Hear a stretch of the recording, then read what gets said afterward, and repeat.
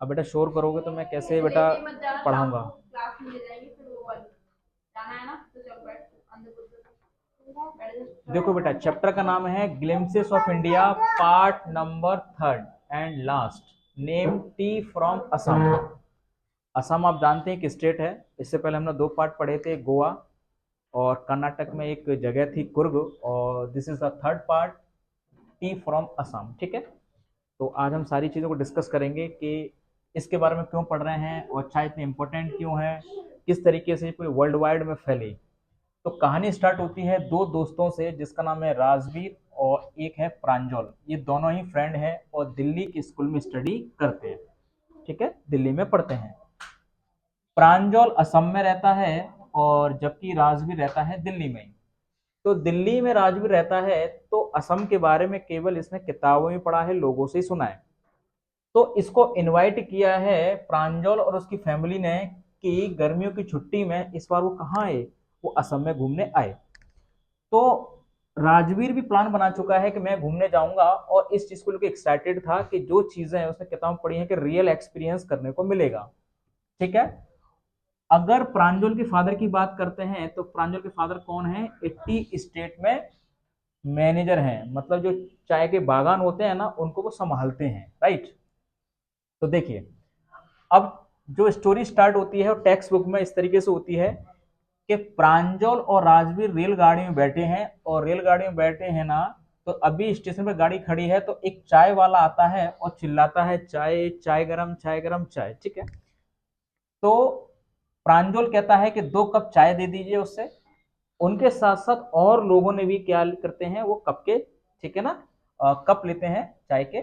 तो लगभग लगभग 70 से 80% जितने भी लोग बैठे हैं कंपार्टमेंट में वो सब चाय पीते हैं। यानी इतना आप जानते, बिवरेज है, पेय पदार्थ है, लिखा है ना एवरीवन इन कंपार्टमेंट, लगभग सब लोग चाय पीते नजर आते हैं। तो राजवीर के मुंह से एक फैक्ट निकलता है, एक बात बोलते हैं कि प्रांजल क्या तुम्हें मालूम है कि एक दिन में दुनिया में 80 करोड़ चाय के कप पिए जाते हैं। तो इस चीज को देख करके वो थोड़ा सा शॉक्ड होता है, अच्छा इतनी फेमस है चाय, जबकि प्रांजल असम से बिलोंग करता है और ये फैक्ट उसे मालूम था। और राज भी थोड़ा सा पढ़ के भी गया है वो असम के बारे में, और ट्रेवल करते हैं तो उससे पहले तैयारी करके जानी भी चाहिए कि क्या क्या फेमस जगह है, वहाँ पे क्या चीज़ें अच्छी मिलती हैं, क्या खरीदनी जानी चाहिए, है ना, क्या रेट हो सकता है सारी। तो 80 करोड़ वाली फैक्ट बताता है तो उसको थोड़ा सा अच्छा लगता है ना। फिर और डिस्कशन होता है, ट्रेन चलने लग जाती है। फिर से प्रांजल बिजी हो जाता है अपनी पसंदीदा डिटेक्टिव की किताब में, क्योंकि वो किताब का शौकीन है, जो डिटेक्टिव जासूसी कहानी पढ़ता है। फिर से वो उस किताब में खो जाता है। पसंद तो राजवीर को भी है, लेकिन वो रियल एक्सपीरियंस कर रहा है कि वो ट्रेवल पे जा रहा है असम की साइड। तो राजवीर क्या कर रहा है, एंजॉय कर रहा है, जितनी भी ग्रीनरी बाहर देख रहा है, चाय की बसेस देख रहा है, जो झाड़ियां देख रहा है, पेड़ पौधे देख रहा है, और जितने भी सीन हैं, चाहे सीन आपके पहाड़ के हो, चाहे जंगल के हो, चाहे टनल हो, चाहे ब्रिज हो, है ना, नदियां हो, वो उनको देखते हुए मजे करते हुए जा रहा है। अच्छा, प्रांजल क्यों नहीं, तो प्रांजल जब वो आता है असम से दिल्ली की तरफ, तो वो रास्ते में कितनी बार देखे होंगे, जब उसने पढ़ाई के लिए एडमिशन दिल्ली में लिया तो वो रास्ता कई बार कवर कर चुका होगा ना। लेकिन यहाँ से तो भाई राजवीर जाता है ना असम, उसके लिए नया वो रास्ता, इसलिए वो अट्रैक्टिव है वो चीजें उसके लिए। आगे जो मैग्निफिसेंट व्यूज है, जो एकदम सुपर, जो नजारा है, जो जंगल है, ठीक है, और जो चाय के छोटे छोटे प्लांट्स हैं जो ऑर्डरली लगे हुए हैं, वो सब उसको आकर्षित कर रहे हैं, वो एंजॉय कर रहा है उन सबको देख करके। और राजवीर एक्साइटेड है उन सारे गार्डन को देख करके।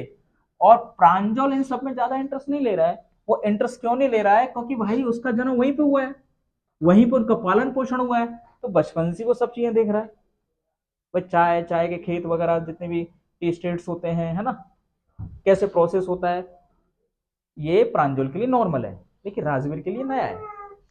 फिर कहानी को आगे बढ़ते हुए ये बात डिस्कस होती दोनों के बीच में, तो राजवीर कहता है क्या तुमको मालूम है कि वास्तव में चाय की खोज किसने की। तो प्रांजल कहता नहीं। तो फिर प्रांजल पूछा तुम ही बताओ।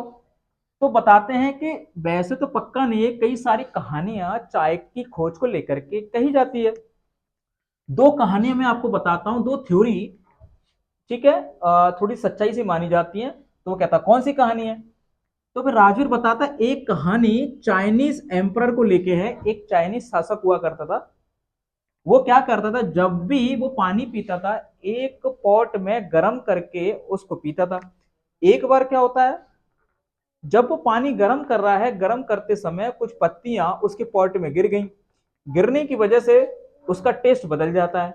जब वो इसको पीता है तो उसका टेस्ट डेलिशियस हो जाता है, मतलब थोड़ा टेस्टी हो जाता है, और टेस्टी होने की वजह से उसका नाम रख दिया जाता है ये तो चाय है। एक तो कहानी चाइनीज एम्पर की है, ठीक है, बॉयल करते समय जब पत्ती उसमें गिर गई, टेस्ट बदल गया, टेस्ट डेलिशियस है तो उसका नाम दे दिया उसने चाय। दूसरी कहानी है बौद्ध धर्म को लेकर के। एक बौद्ध धर्म थे, यानी बौद्ध थे, वो मेडिटेशन कर रहे थे, लेकिन वो परेशान थे कि मेडिटेशन के समय कभी कभी उनको नींद आती थी। तो एक बार उन्होंने क्या किया, अपनी आई लीड से काट दी। आई लीड का मतलब अपनी पलके ही काट के जमीन पर फेंक दी। जो पलकों को काट देते हैं तो वहीं से क्या निकले, 10 टी प्लांट्स निकल के आते हैं, पत्तियां उगती हैं। उन पत्तियों को तोड़ करके अपने पीने के पदार्थ में डालते हैं, पीने के बाद उनकी नींद गायब हो जाती है, लोगों को निद्रा गायब हो जाती है। तब वो कहते हैं कि ये क्या है, ये तो चाय के पौधे हैं, ये चाय कही जाती है। तो ये कहानी दूसरी बताई गई बौद्ध धर्म की। फिर आगे और डिस्कस करते हैं, और राजवीर बताता है कि तुम्हें मालूम है सबसे पहले चाय कहाँ पी गई थी, चाइना में। सबसे पहली बार चाय कहाँ पी गई थी, ये चाइना में पी गई थी 2700 BC, मतलब बिफोर क्राइस्ट। क्योंकि यहाँ पे चाय, चीनी, चाइनीज ये एक ही देश के निकले हुए शब्द हैं, देश का नाम है। फिर यहां से निकलते निकलते 1600 सेंचुरी में ये चाय कहाँ फैल गई, पूरी यूरोप में आ गई। यानी चाइना से चल के कहाँ फैल गई, ये चाइना से निकल के यूरोप में आ गई। तो पहले तो ये चाय को मेडिसिन के रूप में पीते थे, दवाई के रूप में लेते थे, लेकिन लोगों को आगे चल के शौक बन गया कि सुबह भी पियो, दोपहर में पियो, शाम को पियो, जब कर मन पियो, है ना। तो ये लोगों का क्या बन गया, बेवरेज पेय पदार्थ मिल गया। जैसे कोल्ड ड्रिंक पी ली कभी भी, नींबू पानी पी लिया कभी भी, तो वही चीज ये बन गई। फिर आगे इन सब डिस्कशन के बाद फिर पहुंचते हैं वो मेरियानी जंक्शन पर।